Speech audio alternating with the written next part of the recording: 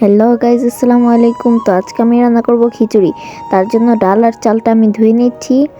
তারপরে আমি এখানে দিয়ে দিব তেল,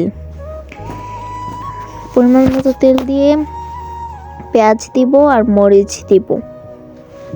এটা ততক্ষণ নাড়াচাড়া করব যতক্ষণ না কালার আসছে। তো নাড়াচাড়া দিয়ে আমি এখানে তেজপাতা দিয়ে দিব, তারপর দিয়ে দিব গরম মশলা সবগুলো দিয়ে দিলাম। তারপরে আমি এগুলো নাড়াচাড়া করে নিচ্ছি পেঁয়াজের কালার আসা পর্যন্ত।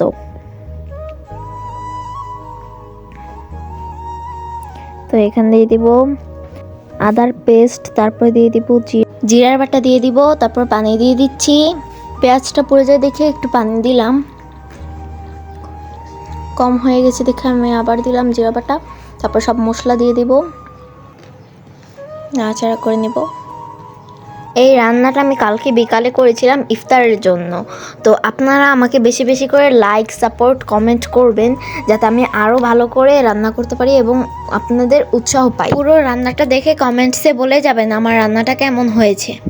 তেরে সদকে মে আকা সারে জাহাঁ কো দীন মিলা, বেদীনোं ने कलमा पढ़ा ला इलाहा इल्लल्लाह हस्बी रब्बी जल्लल्लाह माफी कल्बी गैरुल्लाह नूर मोहम्मद सल्लल्लाह ला इलाहा इल्लल्लाह हस्बी रब्बी जल्लल्लाह माफी कल्बी गैरुल्लाह नूर मुहम्मद सल्लल्लाह ला इलाहा इल्लल्लाह।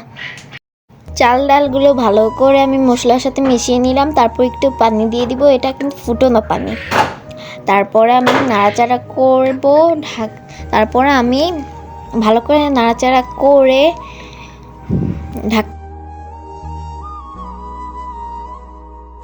এখানে আমার ভাই আমাকে হেল্প করছে কিভাবে নাড়াচাড়া দিতে হয়। তো আমার ভাই আমাকে এখানে সাহায্য করছে। তারপর আমি একটু দেখালাম যে এভাবে হবে না। ভাই আমাকে বললো হ্যাঁ হবে, এখন ঢাকনা দিয়ে দাও। তারপর আমি দিয়ে দিলাম ঢাকনা। তো এখন হতে থাকুক আমার ডাইলে চাইলে খিচুড়ি। ঢাকনা উঠিয়ে দেখবো এখন কিরকম হয়েছে।